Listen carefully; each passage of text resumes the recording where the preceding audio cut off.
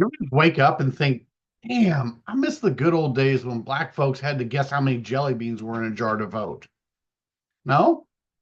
Well, apparently Congress woke up feeling nostalgic for Jim fucking Crow because those democracy loathing ghouls just passed the SAVE Act, which sounds like a life insurance plan, but it's really just a voter suppression bill with a shiny name and a very loud racist agenda.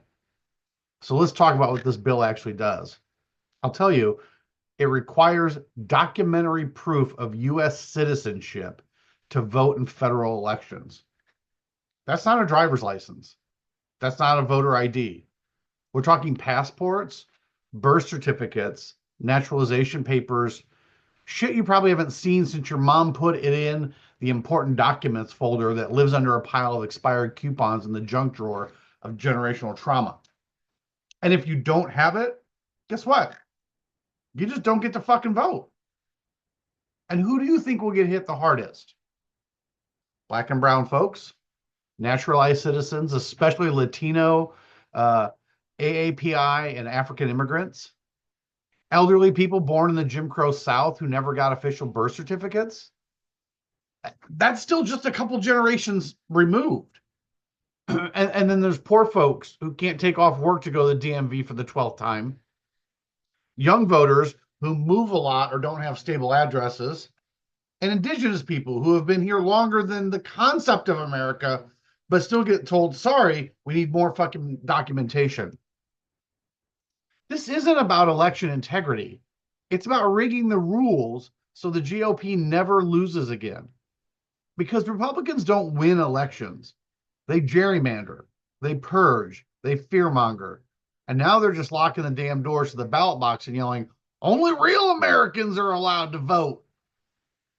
You ever notice how every time the GOP says election integrity, they're really just trying to make sure that you don't vote?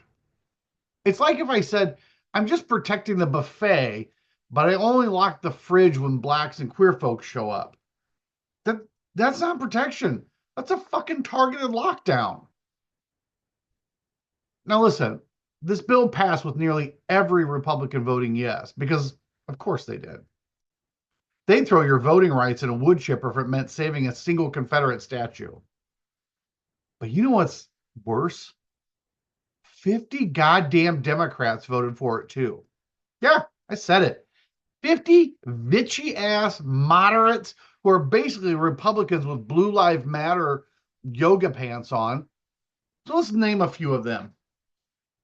Henry Cuellar from Texas, the FBI rated fossil fuel loving Democrat who's basically a cook brother with bilingual business cards. Marjorie Glissenkamp Perez from Washington. Congrats on that fresh House seat. Hope it was worth selling out every immigrant voter in your district. Jared Golden, the Democrat who votes like the Unabomber, had a podcast on personal responsibility. And then Mary Peltola from Arkansas, a Native woman voting for a bill that will disenfranchise Indigenous voters. I can't even make that shit funny. It's just tragedy in real time. And then, of course, you've got your usual Republican sewer goblins, Marjorie Taylor Greene, who thinks that voter fraud is when your drag queen reads a book, Jim Jordan, who's never worn a jacket or held a coherent thought, Lauren fucking Boebert, who thinks citizenship documentation is required, but only if you didn't date your cousin in high school, and Matt fucking Getz, whose voting rights should be revoked simply because of his eyebrows alone. Like these assholes are out here yelling about illegals voting like it happens every 5 minutes. Newsflash, non-citizen voting is already illegal and virtually non-existent. Like it's rarer than a straight Republican senator not on Grindr. Like this bill isn't about stopping fraud. It's about making voting a luxury good. You've got to be rich enough to track down three forms of ID, own a printer, a scanner, a working car, and enough PTO to spend an afternoon at the records office while Karen at the front desk talks about her cats. You shouldn't need a fucking side quest just to vote. So let's put this in perspective. You need less documentation to buy an AR-15 than you do to vote under this bill. You can go shoot up a cheesecake factory with a library card, but to cast a ballot, you better have a notarized letter from Jesus and a vial of your mom's breast milk. And let's talk about the impact. This bill will intimidate naturalized citizens. It will deter young voters, confuse the elderly, and disproportionately affect poor people who don't have time to go on a damn scavenger hunt through bureaucratic hell. They know exactly what they're doing. This is voter suppression through fucking complexity. You don't have to burn ballots or throw them away. You just have to bury them under red tape and let apathy do the rest. And to the Democrats who voted for this fucking garbage, you don't get to hide behind bipartisanship. You helped grease the wheels of fascism and told your own voters, good luck. Hope you brought your paperwork.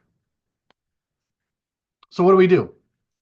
Well, first we name it, and then we fucking rage about it.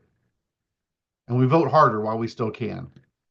And we remind those cowards that if they want to burn democracy to the ground, they better not be surprised when we show up with gasoline and a fucking voter registration table. Yeah, save act my ass. Save your excuses. Save your lies.